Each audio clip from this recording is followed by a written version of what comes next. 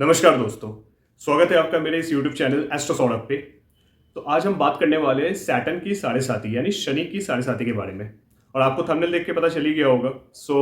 शनि की साढ़े साती एक बहुत ही इंटरेस्टिंग टॉपिक है, क्योंकि इस बारे में लोग बहुत ज़्यादा चर्चाएं करते हैं कि एक्चुअली में साढ़े साती है क्या, उसमें क्या होता है, कौन सी चीज़ें होती है। उससे भी बड़ी बात है कि लोग चर्चा करते तो है, लेकिन उससे ज़्यादा वो डर जाते हैं बेसिकली। तो आज इस डर को क्लियर करने के लिए मैं इस वीडियो को ला रहा हूँ, जस्ट टू मेक श्योर कि आपको एक रियल कॉन्सेप्ट पता चल पाए दैट व्हाट इज साढ़े साथी में चीजें क्या होती है, और ये क्यों होता है, किस तरीके से होता है, एवरीथिंग, और इसमें क्या क्या रेमेडीज आपको करनी चाहिए, जस्ट टू मेक श्योर कि इसके जो इफेक्ट्स है, इसके नेगेटिव इफेक्ट्स वो आपके ऊपर कम से कम पड़े। तो चलिए शुरुआत करते हैं इस वीडियो की। अब देखिए, शनि की साढ़े साती जैसे कि आपको पता लग रहा है, it is completely a period of Saturn. Shanidev का एक पीरियड है। साढ़े सात इसलिए कहा गया है क्योंकि ये साढ़े 7 साल टोटल, ये साढ़े 7 साल तक चलता है, 7.5 years। अब देखिए, सैटर्न का क्या है कि एक पर्टिकुलर राशि में शनिदेव रहते हैं 2.5 साल तक। ठीक है, 12 राशियां होती है, तो अगर 2.5 को 30 से मल्टीप्लाई, सॉरी 2.5 को 12 से मल्टीप्लाई कर दिया जाए तो it will come out as 30 years, 30 साल टोटल। लेकिन अगर साढ़े 7 साल को डिवाइड कर दिया जाए 2.5 से, so it comes out to be 3। यानी 3 ऐसी राशियां जब शनिदेव उन 3 राशियों को मतलब क्रॉस कर रहे होते, ट्रांजिट कर रहे होते, तब जाके आपकी लगती है शनि की साढ़े साती। अब वो 3 राशियां कौन सी होती है? साढ़े साती का सबसे पहला कॉन्सेप्ट ये है कि जहां पे आपकी कुंडली में, याद रखिएगा, चंद्रमा बैठा हो, मून, जहां भी मून बैठा हो, मून से एक घर पीछे, मून के ऊपर और मून से एक घर आगे, जब भी शनिदेव का ट्रांजिट हो रहा हो यानी गोचर हो रहा हो, वो पीरियड आपकी शनि की साढ़े साती कहलाती है। फॉर एग्जाम्पल, मान लीजिए अगर आपकी कुंडली में मून बैठा हुआ है 4th हाउस में, मान लीजिए मून बैठा हुआ है कर्क राशि में, ठीक है, मेष लगन की कुंडली है फॉर एग्जाम्पल, और मून कर्क राशि में बैठा हुआ है 4th हाउस में, तो शनि जब मिथुन राशि में आएंगे, यानी कर्क से ठीक एक घर पहले, एक राशि पहले, ठीक है, यहाँ पे घर की बेसिकली बात नहीं हो रही है, मैंने एग्जाम्पल के लिए आपको बताया है, यहाँ राशियों की बात हो रही है। तो शनिदेव जैसे ही एक घर पहले आएंगे, एक राशि पहले आएंगे चंद्रमा से मिथुन में, तो इस बंदे की शनि की साढ़े साती शुरू हो जाएगी, और ये साढ़े साती का होगा पहला फेज। क्योंकि शनि की साढ़े साती के 3 फेजेस होते हैं total, there are 3 phases of Saturn sade sati. पहले फेज में सैटर्न मून से एक घर पहले विराजमान होंगे। जब पिक फेज आएगा, सेकंड फेज जिसको कहते हैं, सेकंड फेज ऑफ साढ़े साती में सैटर्न बिल्कुल चंद्रमा के ऊपर रहेंगे, मून के ऊपर। अब इसका क्या मतलब होता है, आई टेल यू। और उसके बाद फाइनली क्या होगा, जब मून से एक घर आगे शनिदेव का गोचर होगा, तो वो टाइम पीरियड होता है थर्ड फेज ऑफ साढ़े साती, जिसको सेटिंग फेज भी कहते हैं। सबसे पहले फेज को कहते हैं rising, and then comes the peak phase, that is second phase, और थर्ड फेज जो होता है that is known as setting phase, मतलब उतरती हुई साढ़े साती इसको कहा जाता है। और साढ़े साती एक ऐसी चीज है जिसको ट्रेडिशनल एस्ट्रोलॉजर से वो इस तरीके से एक्सप्लेन करते थे कि फर्स्ट फेज में सैटर्न आपके फर्स्ट मतलब यहाँ पे आके विराजमान होंगे, मतलब सर से लेके यहाँ तक। सेकंड फेज में आपका यहाँ से लेके पेट के पोर्शन तक, और थर्ड फेज में बिल्कुल पेट से नीचे उतरते पैर तक, बिल्कुल मतलब उतरते हुई साढ़े साती जिसको कहते हैं, इस तरीके से। क्योंकि वो उसका लॉजिक बेसिकली ये था कि सबसे पहले आके सैटर्न क्या करते हैं, आपके यहाँ पे दिमाग में बैठे होते हैं, तो आपके ऊपर रिस्पॉन्सिबिलिटीज लाते हैं, because Saturn is the planet of responsibility. ठीक है, और ये सही बात भी है, क्योंकि फर्स्ट फेज ऑफ साढ़े साती में इंसान थोड़ा सा ट्रबल क्यों फील करता है, क्योंकि उनके ऊपर ना एक अननेसेसरी एक बर्डन दी जाती है, मतलब जो बर्डन उन्होंने इससे पहले कभी फेस नहीं किया हो। ठीक है, फिर चंद्रमा के ऊपर जब साढ़े साती मतलब सैटर्न आते हैं बिल्कुल मून के ऊपर, तो वो टाइम पीरियड पिक क्यों कहा जाता है? साढ़े साती का पिक फेज एक ऐसा फेज है जब नॉर्मली उस टाइम पीरियड पे बहुत ज्यादा परेशानी होती है लोगों की, क्योंकि मून क्या है, मन है आपका। ठीक है, मून इज माइंड, माइंड के ऊपर सैटर्न आ गया। What is Saturn?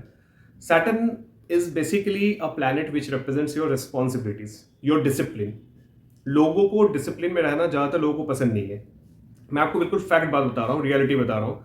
सबको कंफर्ट जोन चाहिए, और जब इंसान बहुत ज्यादा कंफर्ट जोन में चला जाए, तब जाके क्या होता है कि उस टाइम पे लोग इस चीज को भूल जाते हैं कि रिस्पॉन्सिबिलिटी नाम की भी एक चीज होती है।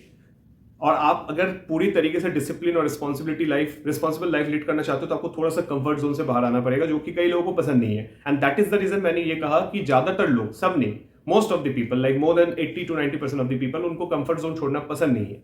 तभी जाके साढ़े साथी उनके लिए बहुत मतलब एक तकलीफ वाला जो टाइम कहते हैं, ठीक है, एक वैसा पीरियड उनको मतलब फील होता है। But that is not the reality actually, क्योंकि सैटर्न साढ़े साथी का जो बेसिकली जो मतलब है ना, इससे परे है, मतलब नेक्स्ट लेवल है। साढ़े साथी आज आपको वो चीज़ सिखा के जाता है, मतलब जो आपने कभी सीखा नहीं होगा। आप किसी ऐसे बंदे से मिलना जिनकी साढ़े साथी गुजर चुकी है, या साढ़े साथी से ऑलमोस्ट गुजर रहे, लास्ट फेज में होंगे, उनसे पूछना 7.5 साल पहले एक लाइफ कैसी थी और अभी कैसी है, you will be able to see वो पर्सन बिल्कुल ही चेंज हुआ, बिल्कुल डिफरेंट पर्सन मिलेगा आपको, बिल्कुल ही मतलब he is going to be a completely changed person all together. उसका रीजन क्या है कि साढ़े साथी ने इतने ज्यादा कहते हैं ना, मतलब वो लोहे को इतने ज्यादा घीसो कि वो सोना बन जाए। मतलब साढ़े साथी तोड़ता है इंसान को, अंदर से तोड़ता है। तोड़ता क्यों है? बनाने के लिए, ठीक है, आगे का प्लेटफॉर्म जो है उसको सेटअप करने के लिए। तो फर्स्ट फेज ऑफ साढ़े साथी में क्या होता है कि इंसान मतलब अचानक से उनकी लाइफ में प्रॉब्लम्स और डिलेज, सबसे बड़ी बात है डिलेज होने स्टार्ट हो जाते हैं। कोई भी काम टाइम पे नहीं होगा। साढ़े साथी के टाइम पे आपको ये चीज देखने को मिलेगी कि हर चीज में लेट हो रहा है, हर चीज में कुछ ना कुछ डिले जरूर दिख रही है, डिस्टेंस दिख रहा है, हर चीज में लोग अपने छोड़ के चले जा रहे हैं, ठीक है, क्योंकि साढ़े साथी इस टाइम पे यहाँ से गुजर रहा होगा बेसिकली, तो अपने दिमाग पे भी असर डालेगा। तो मेंटली आप बहुत ज्यादा इमोशनली और मेंटली वीक हो जाएंगे, ठीक है। लेकिन सबके लिए नहीं है, मैं उस पर आऊंगा कि मैं क्यों बार बार बोल रहा हूँ कि सबके लिए ये चीज नहीं है, लेकिन इन जनरल ये होता है। आपको साढ़े साथी के टाइम पे ऐसे ऐसे लोगों के चेहरे देखने को मिलेंगे जो आपने कभी नहीं देखा होगा इससे पहले। ये बिल्कुल फैक्ट है, रियलिटी है। साढ़े साथी जब आती है शनि की ना, या फिर शनि की ढैया भी गई है जो 2.5 साल की आती है, बट यहाँ पे अभी बात साढ़े साथी की हो रही है। आपकी लाइफ से जितने भी अनवांटेड लोग हैं ना, शनिदेव उनको निकालते हैं, क्योंकि वो चाहते ही नहीं है कि वो लोग आपकी लाइफ में रहे। क्या फायदा है ऐसे अनवांटेड लोगों का, ठीक है, जो आपका भला कभी नहीं सोचते। तो आपको जब उनको निकालेंगे तो निकालते वक्त ऑब्वियसली थोड़ी तो परेशानी होगी, राइट, क्योंकि जाहिर सी बात है, अगर मैं किसी से प्यार करता हूँ या मेरा कोई मित्र है, मेरा कोई फ्रेंड है जो मुझे अचानक छोड़ के धोखा दे के निकल गया, शनि ने निकाल तो दिया लेकिन कष्ट तो हुआ मुझे, प्रॉब्लम तो मैंने मतलब एक्चुअली प्रॉब्लम तो फेस किया, क्योंकि वो कहीं ना कहीं मेरा एक अच्छा कनेक्शन था उस बंदे से। कोई भी हो, it could be with anyone, चाहे वो रिलेशनशिप में हो, चाहे वो फ्रेंडशिप में हो, चाहे वो फैमिली मेंबर्स में हो, रिलेटिव्स, एनीवन, कलीग्स हो, कोई भी हो। तो छोड़ के जाने का मतलब है साढ़े साथी के टाइम पे जो भी आपको छोड़ के जा रहा है वो कभी आपका था ही नहीं, बस आप इतना समझ लीजिएगा। साढ़े साथी में सैटर्न आपको ये चीज़ करवाएगा ही, डिलेज करवाएगा, तो आपको पेशेंस रखने की बहुत ज़्यादा जरूरत है। साढ़े साथी के फर्स्ट फेज में ये चीज़ें थोड़ी ज़्यादा होंगी, सेकंड फेज में उससे भी ज़्यादा मिलेंगी आपको, ठीक है, जो पिक पे होगा बिल्कुल। थर्ड फेज में आपको उतरती हुई साढ़े साथी में थोड़ा रिलीफ मिल जाता है, क्योंकि थर्ड फेज में शनिदेव थोड़ा सा नरमी दिखाते हैं, लेकिन बहुत ज़्यादा भी नहीं। साढ़े साथी के थर्ड फेज में अगर मैं अपने पर्सनल एक्सपीरियंस से कहूँ, जो जितनी भी मैंने आज तक कुंडलियाँ रीड की है, जितना भी मैंने अपने एक्सपीरियंस से देखा है, कि थर्ड फेज ऑफ साढ़े साथी में शनि आपको मेहनत बहुत करवाते हैं। मेहनत करवाते हैं क्योंकि उनको अच्छे रिजल्ट्स देने होते हैं फाइनली, ठीक है, एक प्लेटफॉर्म बिल्ड करके जाते हैं। और अगर आपने अपने साढ़े साथी के टाइम पे अच्छे से कर्मों को किया, लोगों की मदद की, गरीबों की सेवा की, कोई गलत काम नहीं किया, मेहनत की, पसीना बहाया, तो फिर आप एक चीज़ देखिएगा, और हाँ पेशेंस भी रखा साथ में। तो एक चीज़ आप जरूर देखना कि आपको जाते जाते साढ़े साथी कुछ ना कुछ बड़ा दे के जाती है, ठीक है। ये भी आपने कई लोगों के मुंह से सुना होगा, ये बिल्कुल होता है, रियलिटी है। थर्ड फेज ऑफ साढ़े साथी में शनि आपको मेहनत बहुत करवाते हैं, लेकिन आपको जो मेंटल स्ट्रेस होता है ना, वो थोड़ा कम हो जाता है आपका कंपेरेटिवली, मतलब 25-30% कम हो जाता है। ऐसा नहीं कि बिल्कुल कम हो जाएगा, रहता है, ठीक है, लेकिन कंपेरेटिवली इट गेट्स रिड्यूस्ड।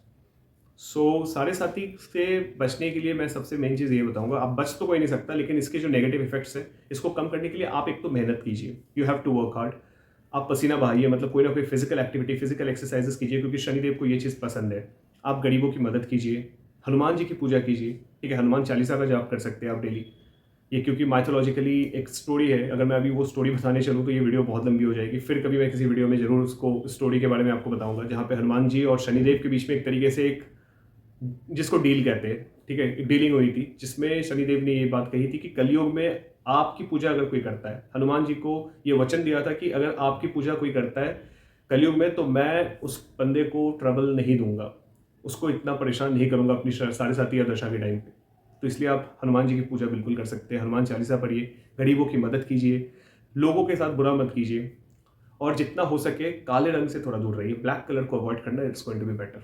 अब साढ़े साथी कुछ लोगों के लिए बहुत अच्छा भी होता है, क्योंकि अगर मैं एग्जाम्पल लूँ तो हमारे देश के प्रधानमंत्री नरेंद्र मोदी जी, जब उनकी शनि की साढ़े साथी चल रही थी, उसी टाइम पे वो देश के पीएम बने थे 2014 में। तो साढ़े साथी डिपेंड करता है कि आपकी कुंडली में शनिदेव का पोजीशन कैसा है, शनि आपकी कुंडली में एक पॉजिटिव प्लैनेट है या नेगेटिव प्लैनेट है, शनिदेव की पोजीशन D9 चार्ट यानी नवांश कुंडली में कैसी है, स्ट्रेंथ कैसा है, उसके अकॉर्डिंगली आप ये कह सकते हैं कि साढ़े साथी किसकी कैसी जाएगी। और ये हर इंसान की लाइफ में कम से कम 2 से 3 बार आता है, क्योंकि हर 25 साल में एक बार आता है ये, ठीक है। एंड ये लगभग 7.5 से 8 साल रहता है, क्योंकि बीच में शनि वक्री भी होते हैं, रेट्रोगेट भी होते हैं, तो कुल मिला के कहा तो जाता है साढ़े साथी इसका नाम है, लेकिन ऑलमोस्ट ये 7.5 से 8 ईयर्स तक इसका जो इफेक्ट होता है वो आपकी लाइफ में रहता है। सो इससे डरना नहीं है, बल्कि इस चीज़ को एक बहुत अच्छा एक प्लेटफॉर्म समझ के, ठीक है, आगे के लिए प्लेटफॉर्म तैयार कर रहे हैं शनिदेव आपके लिए, तो इसको एक बहुत अच्छा लेसन समझ के लाइफ में आगे बढ़ना चाहिए। और आगे से हमेशा इस चीज़ को ध्यान रखिएगा कि शनि के साढ़े साथी आपको ब्लेस करने आया है फाइनली, ठीक है, वो आपको कर्ज करने नहीं आया है। So don't worry about that. So this was all about Saturn साढ़े साथी। उम्मीद करता हूँ कि आपको ये वीडियो समझ में आई होगी और आपको ये वीडियो अच्छी लगी होगी। अगर वीडियो अच्छी लगी हो तो चैनल को please like share and subscribe जरूर कीजिएगा। मिलते हैं अगले ब्लॉग में, अगली वीडियो में। तब तक के लिए जय श्री राम।